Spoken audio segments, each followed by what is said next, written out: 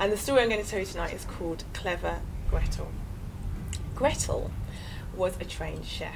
She'd been trained over many years, and when she was starting out in her career, she used to work in restaurants and cafes, and now she was working for one person.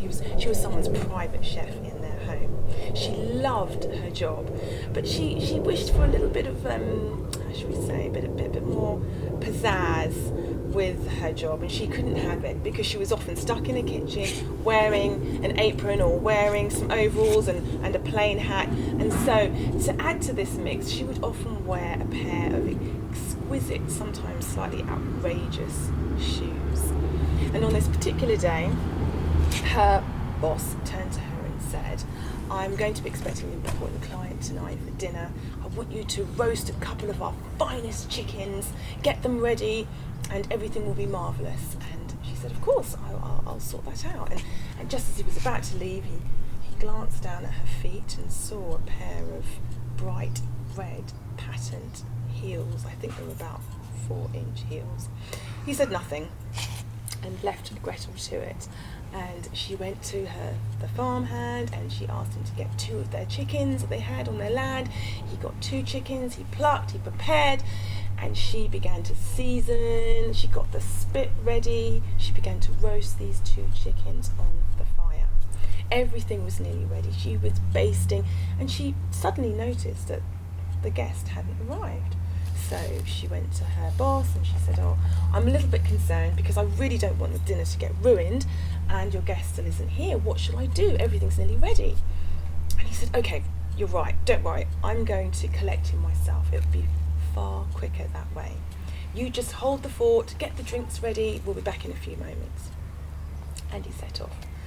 And Gretel was standing there clicking her red heels and wondering what should she do. So she took the chickens off the fire and she thought, "Well, I'm going to get hot and sweaty and bored just standing here and waiting. Why don't I get the drinks ready and maybe help myself to one on the way?" So she slipped off her shoes and she tottered downstairs to the cellar and she picked out a bottle of lovely Riesling to start with. And she came back upstairs and she thought, "I'll just have a glass just while I'm sitting, just a little sip." And she poured herself a generous glass. She took a sip and it was exquisite, it was delicious, and she thought, well, where one goes, the other should follow. So she poured herself another glass and she enjoyed the drink, and she looked down and she thought, "I better put the chickens back on. I'm sure they'll be back soon." So she took the chickens, put the spit back on. She began basting and she looked out of the window to check to see if they were coming, and still there was no sign of her boss or his guests. And then she noticed that one of the wings on the chickens had started to crisp up and burn a little. She thought, "Well, I can't very well just leave that there to burn. That's not going to look very nice, is it? I probably should just eat that bit." So she broke off a wing and she munched into the wing. It was delicious. And as she was crunching away, she noticed the other wing was starting to look a little bit burnt as well. And she thought, well, it's going to look uneven if I leave it like that. So she broke off the other wing and she munched through that as well. And because it was all nice and salty and delicious, she was now thirsty again. So she thought, "I'll just get myself another drink, just one more drink whilst I'm waiting." She tottered back downstairs to the cellar. She helped herself to a bottle of Chablis this time. She came back upstairs, poured herself another generous glass. And while she was sipping, she realised she'd got to the end of the glass and she thought, well, where one goes, the other should surely follow. It's going down so smoothly. So after a couple of glasses, she noticed that the chicken was starting to look a little bit dry. And she thought, "I'll just nip a bit off the side just to taste it." But as she did that, she got so carried away with herself. Before she knew what she'd done, Gretel had eaten an entire chicken. And she thought, well, I can't just have one chicken for 2 guests.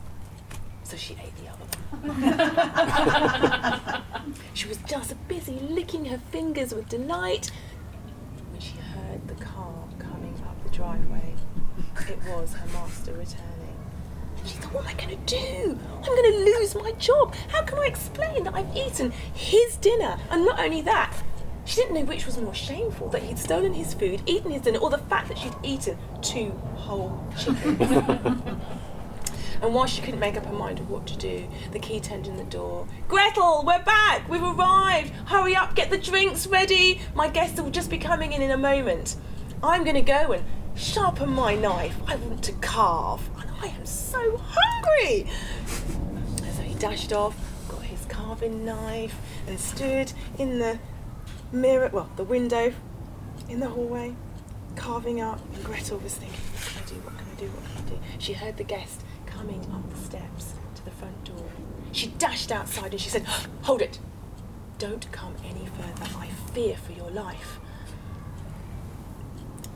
And he looked completely confused and thought perhaps this was a joke. He asked her what was the matter, what was wrong with her. And Gretel said, "I know he's invited you here for dinner, but really, I think you and he must have had a falling out, because if you just check through that window there, he is sharpening his knife." And so the guest looked through the window, and there he was, with a jolly smile on his face, sharpening his big carving knife. And so the guest took to his heels and started to flee down the driveway. Gretel quickly ran in to her boss and exclaimed that she didn't know what kind of a hooligan he had invited here.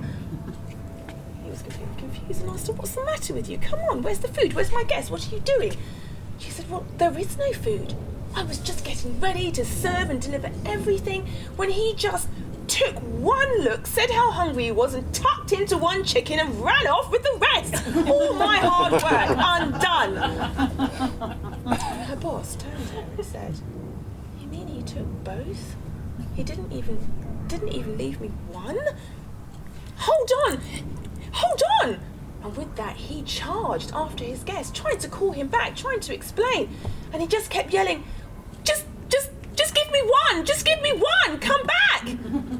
His guest turned around, saw this huge carving knife, and shouted out, "I won't give you any of my ears, let alone one! None!" And he carried on running till there was nothing to see but dust. And that was how Clever Gretel got her name.